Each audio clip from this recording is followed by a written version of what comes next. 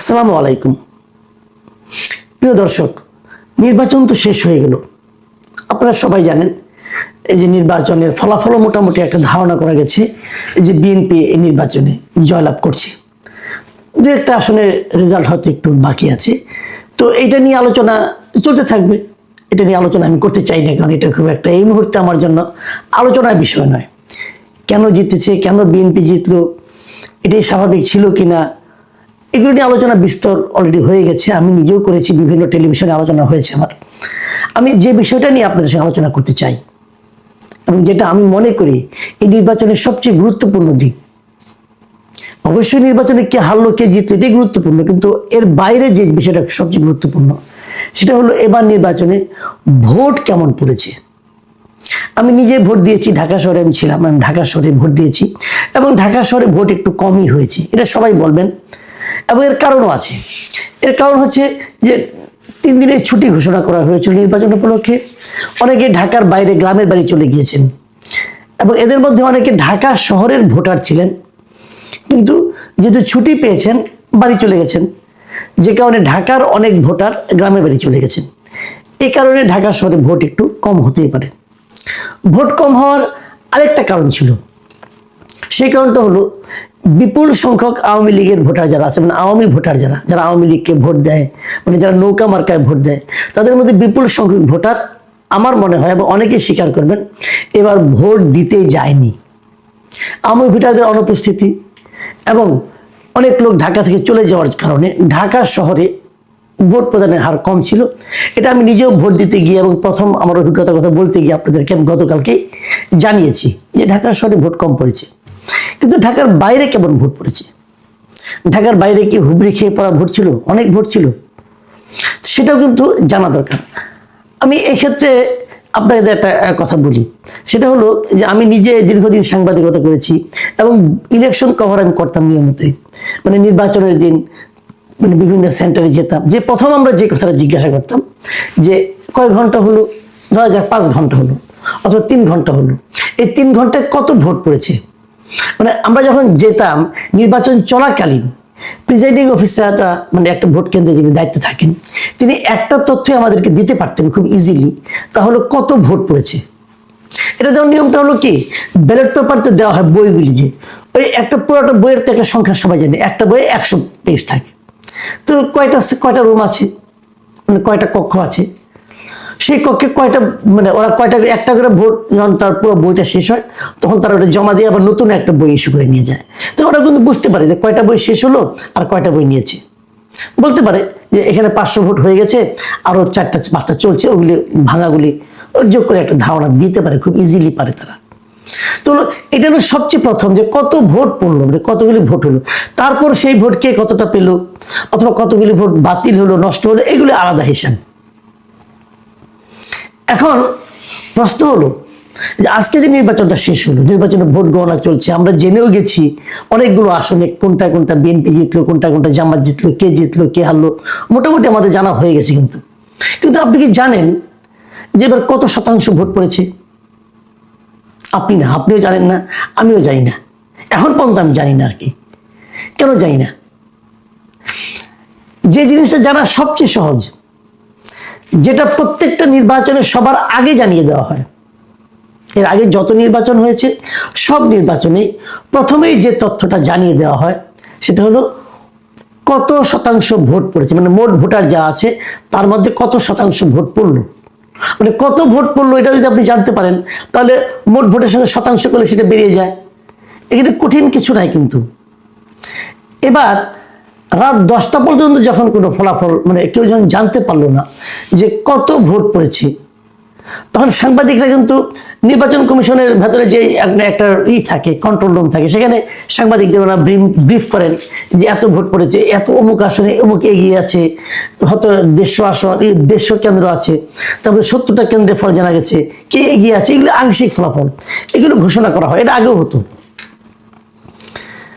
তো সাংবাদিকরা 10টার দিকে জিজ্ঞাসা করেছে যে কত ভোট পড়েছে, তো তার আগে প্রথমত তারা জিজ্ঞাসা করেছে সিইসিকে।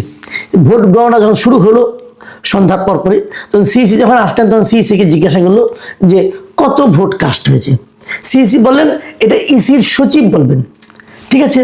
তারপর সচিব এই আংশিক ফল প্রকাশ করা শুরু করলো। রাত 10টার দিকে এই ইসি সচিবকে, নির্বাচন কমিশনের যিনি সচিব আছেন, তাকে সাংবাদিকরা জিজ্ঞাসা করলো যে কত শতাংশ ভোট পড়েছে, এবং উনি বললেন কি, এত অধৈর্য হলে তো হবে না, আপনারা যদি এত অধৈর্য হন তাহলে আমি এটা বন্ধ করে দিয়ে ওটার দিকে যাই, মানে এটা মানে ওই আংশিক ফল বন্ধ করে দিয়ে টোটাল কত শতাংশ ভোট পড়েছে ওটার দিকে যাই। বুঝেন, উনি বিরক্ত। এই বিরক্তির ভিত্তিটা কি?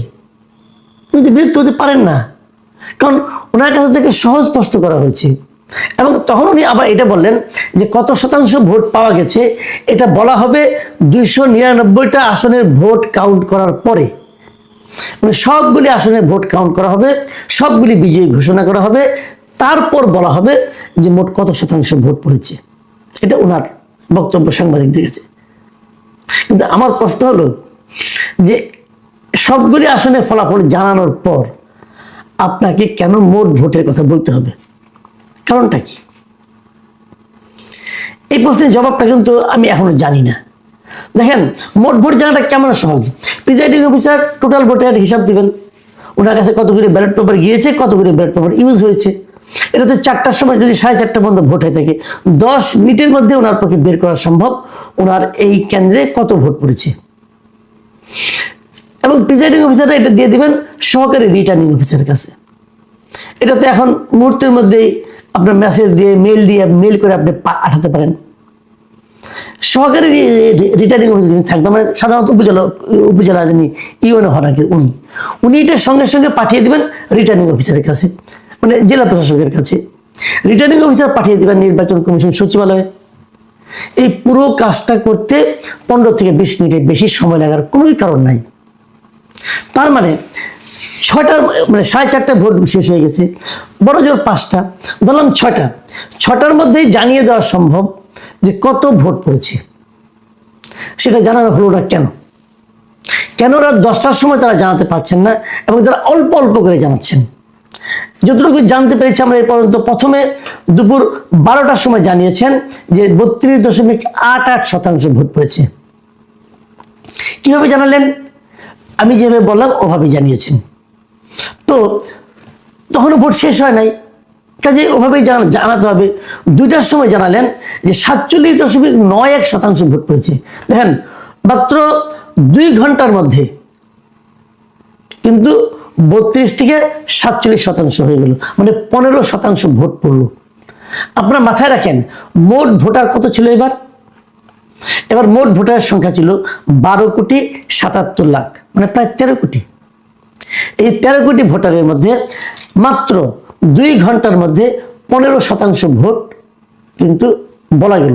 15% মানে প্রায় 1.5 কোটি ভোট, 1.5 কোটিরও বেশি, প্রায় 1,70,00,000 ভোট কিন্তু তারা মাত্র 2 ঘন্টার মধ্যে বেড়ে গেল। কিন্তু যাক, এগুলি নানা রকম সন্দেহের কথা বলার জন্য আমি বললাম।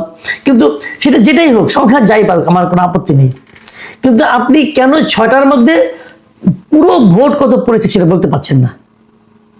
এখন যখন আপনি না বলছেন, এবং এটা একদম মানে এ ধরনের উদাহরণ আগে কখনো হয়নি, এবারই প্রথম তারা ভোটের মানে কত ভোট পড়েছে, মানে কাস্টিং ভোটের পার্সেন্টেজটা তারা জানাচ্ছেন না কেন?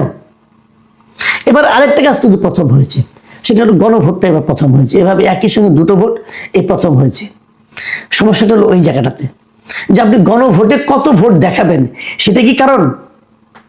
কারণ আপনি যদি দেখান যে ভোট কাস্ট হয়েছে, যাই হোক ধরা গেল 50%, অথবা 50% মানে 6 কোটি ভোট কাস্ট হয়েছে, তাহলে আপনি গণভোটেও 6 কোটি ভোট হয়েছে, কারণ একজনকে তো 2টো করে ব্যালট পেপার দিয়েছেন আপনি। তো গণভোটে কত পার্সেন্ট আপনি দেখাবেন, এটা নিয়ে কি আপনারা গবেষণা করছেন? আপনারা কি প্রমাণ করতে চাচ্ছেন যে গণভোট মানে পুরো দেশের কত লোকে ভোট দিল? যদি অর্ধেকের কম লোক ভোট দেয়, তাহলে তো লোকে বলবে যে গণভোট মানে কি পুরো দেশের জনগণের মতামত। তো অর্ধেকের কম লোক যদি ভোট দেয়, আর যদি সেখান থেকেও যদি আপনি 70% পান, ধরা যাক কথার কথা, ধরা যাক অর্ধেক কম লোক ভোট দিলে 6 কোটি লোক ভোট দিল, আর 6 কোটিও যদি 70% হয়, তাহলে সেটা আরো কমে গেল 4 কোটির মতো হলো। তাহলে এই 12 কোটি ভোটারের মধ্যে যদি 4 কোটি লোক ভোট দেয়, তার যদি হাফ ভোট, এইভাবে যদি আপনি হিসাব করেন না, তাহলে এক পর্যায়ে প্রশ্ন উঠতে পারে যে আপনাদের সংবিধান সংশোধন করলেন, এটা তো পুরো দেশের রিপ্রেজেন্টেশন হলো না। এই ভয়ের কারণে কি এরা ভোটের হারটা কম করে দেখাচ্ছে না? তারা মানে কি তারা হা না ভোট গুনে এক পর্যায়ে যে কত পার্সেন্ট ভোট দেখালে পরে হা ভোটের সংখ্যা 50%-এর বেশি হয়, তারা কি এই হিসেবে দিকে যাচ্ছে? এই জন্যই কি ভোটটা কমিয়ে দেখাচ্ছে, এবারে পুরো ভোটের সংখ্যাটা জানাচ্ছে না? এই ধরনের প্রশ্ন কিন্তু আসতো না, আসছে ওই কারণে যে বিলম্ব, অপ্রয়োজনীয় অযৌক্তিক যে বিলম্ব, তার কারণে। এখন এখানে সবচেয়ে বাঁচার উপায় হলো বলা যে ওনারা আসলে অভিজ্ঞ না, তো এই জন্য বলতে পারছেন না। কিন্তু সেটাও তো ধোপে টেকে না, কারণ তাদেরকে সাংবাদিকরা বারবার বলেছে আপনার ভোটের মানে কাস্টিং এর হারটা বলেন, তারা বলেনি। প্রিয় দর্শক, আপনি এগুলো ভাবুন।